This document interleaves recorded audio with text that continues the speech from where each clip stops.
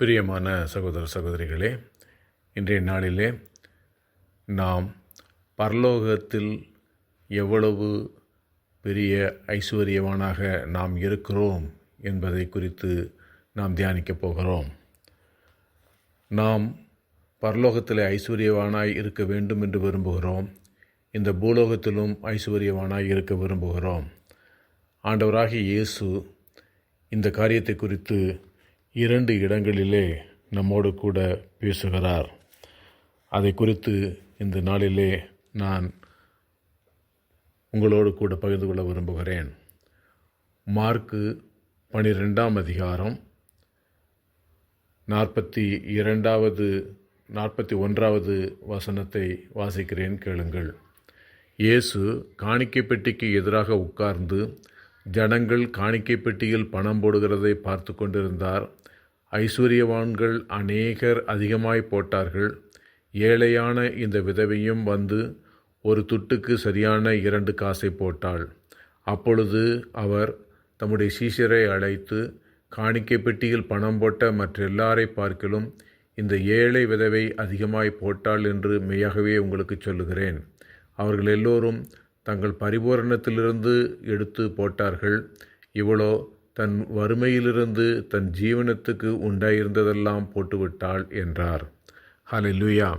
பிரியமான சகோதர சகோதரிகளே, இந்த ஏழை விதவை தன்னுடைய ஜீவனத்துக்கு என்று வைத்திருந்த அந்த ஒரு துட்டையும் அவள் போட்டுவிட்டாள் என்று கர்த்தர் பார்க்கிறார். கர்த்தர் இந்த இடத்திலே அவளுடைய ஆவிக்குரிய நிலையை பார்க்கிறார். அதாவது அவர் இந்த பூமி தளத்திலே அவள் செய்கிற காரியத்தையும் அதன் நிமித்தமாக ஆவிக்குரிய தளத்திலே அவளுக்கு கிடைக்கிற கைமாறையும் பார்க்கிறார்.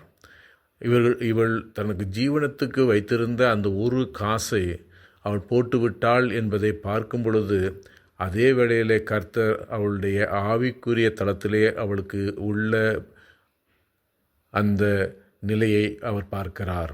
இங்கே அவளுக்கு ஒன்றுமில்லாத நிலையை அவள் அடைந்துவிட்ட அதே வேளையிலே அன்றைக்கு காணிக்கப்பட்ட அத்தனை ஐஸ்வர்யவான்களை காட்டிலும் மிகப்பெரிய ஐஸ்வர்யவானாக அவள் ஆவிக்குரிய தளத்திலே இருக்கிறதே கர்த்தர் இந்த இடத்திலே சுட்டி காட்டுகிறார்.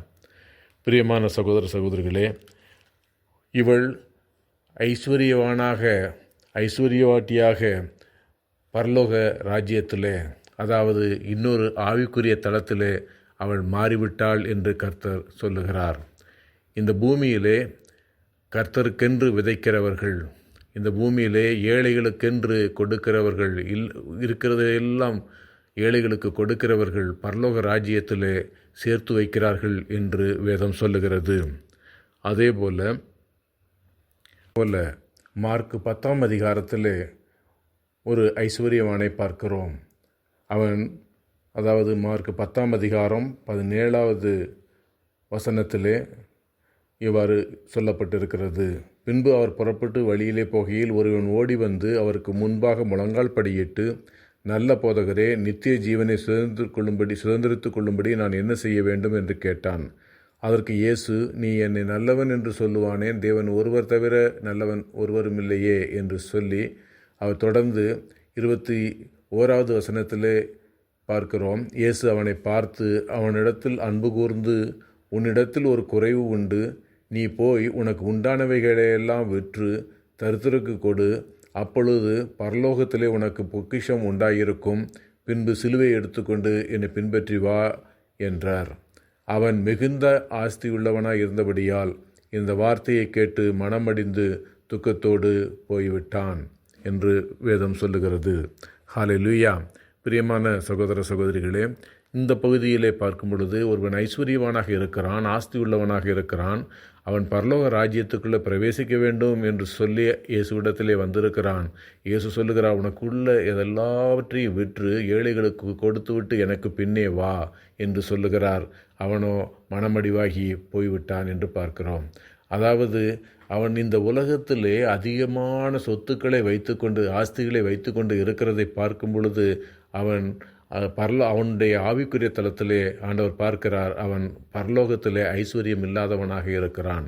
பரலோகத்தில் ஐஸ்வர்யம் இல்லாதவனாக, ஆஸ்தி இல்லாதவனாக அவன் இருக்கிறதை கண்டு கர்த்தர் அவன் மீது இரக்கப்பட்டு அவன் மீது அன்பு கூர்ந்து, ஏனென்றால் பரலோக ராஜ்யத்தில் எல்லோரும் ஐஸ்வர்யவான்களாக ஆஸ்தி உள்ளவர்களாக இருக்க வேண்டும் என்று கர்த்தர் விரும்புகிறபடியினால அவன் மீது அன்பு கூர்ந்து அவனிடத்தில் சொல்லுகிறார், உனக்குரியது எல்லாவற்றையும் விற்று ஏழைகளுக்கு கொடு, என் பின்னே வா என்று சொல்லுகிறார்.